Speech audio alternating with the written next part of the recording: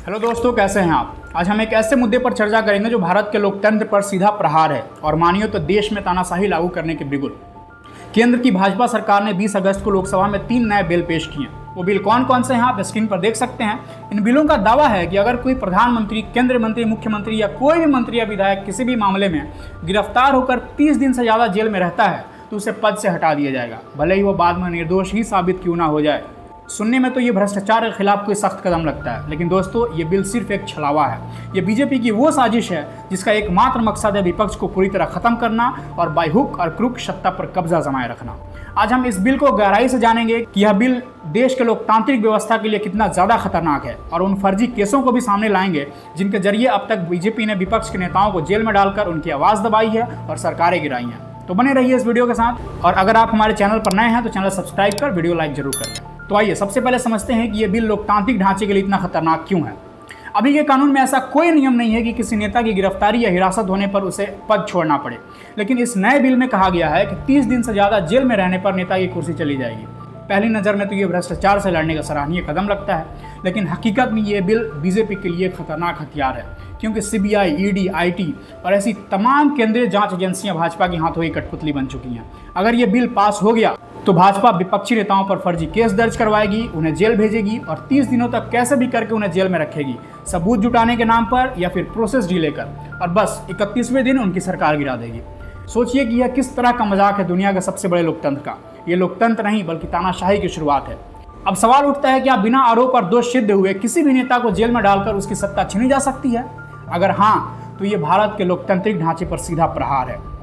अब आइए कुछ वास्तविक उदाहरण देखते हैं जो साबित करते हैं कि भाजपा पहले से ही विपक्षी नेताओं को फर्जी केसों में फंसाकर उनकी आवाज़ कुचल रही है और उनकी सत्ता हथिया रही है। सबसे ताज़ा मामला है सत्येंद्र जैन का, जो दिल्ली के पूर्व स्वास्थ्य मंत्री और आम आदमी पार्टी के नेता हैं। सीबीआई ने उनके खिलाफ मनी लॉन्ड्रिंग का फर्जी केस चलाया, उन्हें सालों तक जेल में रखा और इतने छापे मारने के बाद, बैंक अकाउंट्स, लॉकर्स, निजी संपत्ति सब खंगालने के बाद, उनके बेकसूर परिवार को सालों तक प्रताड़ित करने के बाद जब एक भी रुपए का कोई मनी लॉन्ड्रिंग का सबूत हाथ नहीं लगा, तब जाकर अभी 5 अगस्त को सीबीआई ने कोर्ट में घुटने टेक दिए और अपना थूका हुआ फर्जी केस वापस चाट लिया, कोर्ट से ये कहते हुए कि हमारे पास सत्येंद्र जैन के खिलाफ कोई सबूत नहीं है, इसलिए हम मनी लॉन्ड्रिंग का केस बंद कर रहे हैं। बिना किसी सबूत के एक नेता को सालों जेल में रखा गया, उसकी जिंदगी, उसका स्वास्थ्य, कैरियर सब बर्बाद किया गया और अब क्लीन चिट। अगर ये बिल पहले लागू होता तो शायद दिल्ली की आम आदमी पार्टी की सरकार तभी खत्म हो जाती। ये है बीजेपी की गटर से भी गंदी राजनीति, फर्जी केस, जेल और फिर सत्ता हथियाना। इसी तरह दिल्ली के मुख्यमंत्री अरविंद केजरीवाल को फर्जी शराब नीति घोटाले में ईडी ने गिरफ्तार किया, महीनों तक जेल में रखा, लेकिन क्या कोई ठोस सबूत मिला? बिल्कुल नहीं।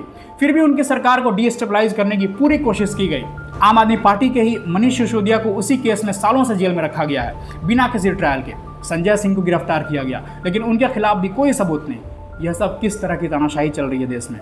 झारखंड के पूर्व मुख्यमंत्री हेमंत सोरेन का ही मामला देख लीजिए। ईडी ने उन्हें एक फर्जी लैंड स्कैम केस में गिरफ्तार किया और उनकी सरकार गिरा दी गई। दोस्तों, यह तानाशाही सरकार ने हर विपक्षी दल पर हमला बोला है। 2014 से अब तक ईडी के 95% से ज्यादा केस विपक्षी नेताओं पर दर्ज किए गए हैं। यह सरकार का ही डेटा है। शिवसेना के संजय राउत, एनसीपी के नवाब मलिक और अनिल देशमुख, आरजेडी के लालू प्रसाद यादव, तेजस्वी यादव, कांग्रेस के राहुल गांधी, सभी को फर्जी केसों में फंसाने की कोशिश हुई है। राहुल गांधी को एक पुराने मानहानि केस में सजा देकर संसद से निकाल दिया गया था, लेकिन सुप्रीम कोर्ट के हस्तक्षेप से आज राहुल गांधी संसद में हैं। और सबसे हैरान करने वाली बात यह कि जो नेता बीजेपी में शामिल हो जाते हैं उनके सारे केस जादुई तरीके से गायब हो जाते हैं। 2014 से अब तक 25 विपक्षी नेता बीजेपी में शामिल हुए हैं और 25 में से 23 को भाजपा ज्वाइन करते ही ईडी, सीबीआई, आईटी सबसे क्लीन चिट मिल गई। अजीत पवार, प्रफुल्ल पटेल, अशोक चौहान, हिमंता बिश्व शर्मा, शुभेंदु अधिकारी, ये सब भाजपा की वॉशिंग मशीन में धुले हुए नेता हैं। भाजपा की वॉशिंग मशीन ऐसी हाईटेक है कि भ्रष्टाचार के दाग तुरंत ही साफ कर देती है। खैर, ये तो थे विपक्ष के नेता जिन्हें फर्जी केसों में डरा धमकाकर भाजपा में शामिल किया गया। वहीं उनके खुद के भाजपा नेताओं पर इतने गंभीर आपराधिक मामले आरोप लगते हैं, आरोप सिद्ध भी होते हैं और कोई गिरफ्तारी नहीं होती। हत्याएं और बलात्कार जैसे शर्मनाक मामलों में भाजपा नेताओं पर कोई कार्रवाई नहीं हुई है। कुल मिलाकर त्रिपाठी ने डेमोक्रेसी को चुराने का गजब का प्लान बनाया है। पहले ये आपके एमएलए चुराते थे, फिर वोट चुराना शुरू किया, और तब भी यदि उनकी सरकार ना बन पाए तो फर्जी मुकदमों से आपका चुना हुआ मुख्यमंत्री ही चुरा लेंगे। झारखंड के हेमंत सोरेन की सरकार गिरना इसका जीता जागता उदाहरण है। बीजेपी को शर्मिंदगी महसूस करनी चाहिए कि दुनिया के सबसे बड़े लोकतंत्र कहे जाने वाले देश में ऐसे साजिशों के जरिए सत्ता में बना रहना चाहती है। लेकिन जनता सब देख रही है। यह बिल लोकतंत्र का गला घोटने का हथियार है।